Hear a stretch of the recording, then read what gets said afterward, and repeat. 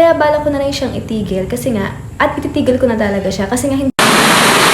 Hi everyone and welcome back to my vlog. For today's video, tayo po ay mag-honest review dito sa Aishi Tokyo. Ang Aishi Tokyo po ay isang glutathione food supplement. Almost 6 months ko na siyang ginagamit since May. Dati ang ginagamit ko yung Necothione by Kat Melendez. Napaka-hype kasi nun sa TikTok. Ginamit ko ang Necothione ng 2 months at ang Aishi Tokyo po ay ginamit ko ng 6 months. Kung gusto niyo mapanood, ito yung vlog na yon. Balik na tayo sa pagre-review nito. When it comes sa packaging, talagang napaka-premium ng itsura niya. And malalaman yung legit pag merong sticker ni Ma'am Ayang. Tapos ISO certified din at malalaman yung legit pag may QR code at pag in-scan nyo, lalabas yung page ni Ma'am Ayang. Ito siya pagkabukas ninyo. Kung ano yung nakasulat sa box, nakasulat din dito sa kanilang bottle. Kaya maganda talaga. Sobrang premium ng itsura niya. Tignan nyo naman. 'Di ba? Hindi siya basta-basta na ano lang, tsena-tsena lang. Nakalagay din dyan ulit yung ISO certified, expiration date, at saka yung kanilang QR code. Ang plano ko dito, uubusin ko na lang po yung isang bottle na natitira. Sa price niya, sobrang mura lang niya para sa isang glutathione. Ang price niya ay nagkakahalaga ng $399, original price niya yun.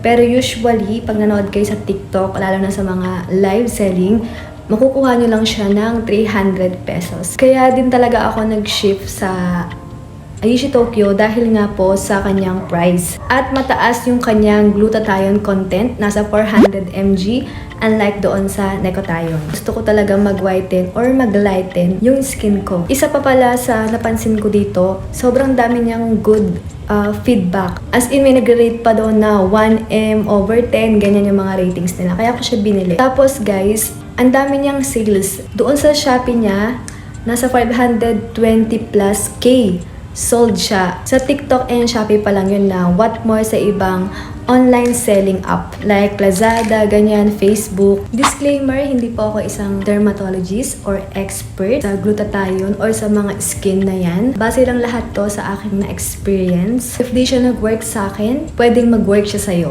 Or vice versa. If nag-work sa akin, pwedeng hindi mag-work sa'yo. Iba-iba po yung response ng ating skin type at iba-iba rin po yung response ng ating katawan.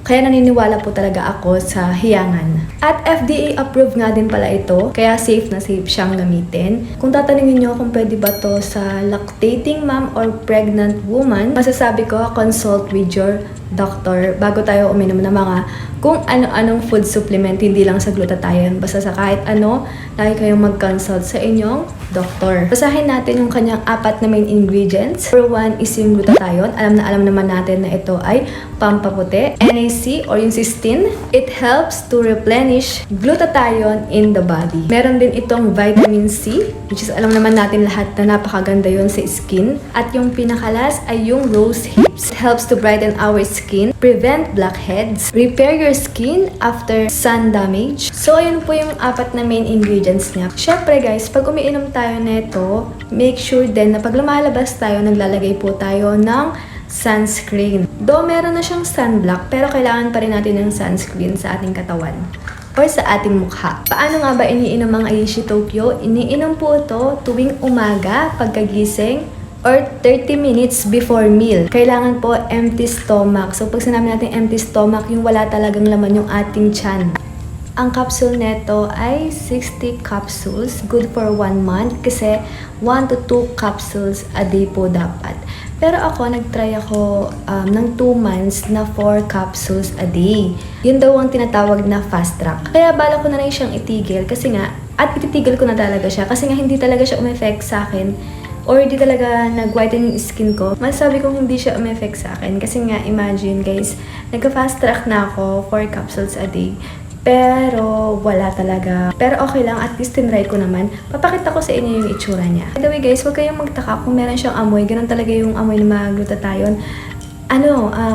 Amoy sirang itlog, amoy utot, ganun.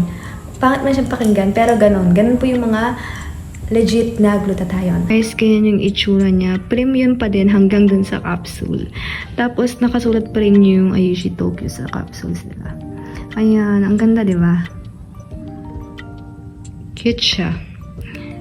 At pag umiinom tayo nito, syempre kailangan din nating uminom at least 8 to 10 glasses a day. Kasi alam niyo naman na ang water po ang unang-unang nagpapa-hydrate ng ating skin. Tapos syempre, iwasan natin yung mga bisyo hanggat maaari. Yung paninigarilyo, yung pag-inom, yung mga ganyan. Kasi nalilesan po yung effect niya. Mas nakita ko kasi na mas nag-glow yung skin ko doon sa Nicothione. Again po, iba-iba po tayo ng skin type at ng response ng ating katawan sa katulad ng isang food supplement. Enough na siguro yung 6 months kasi Nicothione, actually, yung mga ate ko, napapansin talaga nila na every morning, yung pagkagising ko, sinasabi nila na blooming ako kahit lagi ko silang kasama. Dito kasi guys kaya ko siya talaga binili or tinry ko siya ng 6 months kasi gusto ko talagang lighten skin ko. Pero, ayun, pero wala talaga siyang effect sa akin. Gusto ko siyang itry ng year sana, pero naghihinayang din kasi ako sa gagastusin ko. So, doon na lang ako doon sa hiyang ako. Uubusin ko lang to kasi syempre sayang naman, binili natin to at glutathione pa rin to. Kung gusto niyong bumili, pwede kayong bumili sa TikTok or Shopee and Lazada. Pero mas maganda ako sa TikTok kayo bibili kung gusto niyo siyang itry. Kasi marami siyang vouchers sa mga live selling. Pero don't get me wrong, no? Sa Ayushi Tokyo po, nag-moisturize yung skin ko. Pero di siya nag-whiten. Yan kasi talaga yung gusto ko, no? Na mag-whiten yung skin ko. Pero wala talaga. Hiyangan lang siguro. Siyempre doon naman tayo sa hiyang natin. Ang Ayushi Tokyo po ay 2021 na siya sa online market. Sabi kong subok na rin siya. Kung gusto niyo i-try, bili lang kayo. So, ayun yung mga naging aking honest review. Kung gusto niyo panoorin yung Nicothione journey ko. So, ayun guys, ititigil ko na siya. Pag naubos ko na to, balik na ako sa Nicothione. Yun lang. That's all guys. Thank you for watching. I hope kahit paano nasabi ko sa inyo yung aking honest review. And don't forget to hit like, comment, share, and subscribe. Goodbye guys and God bless.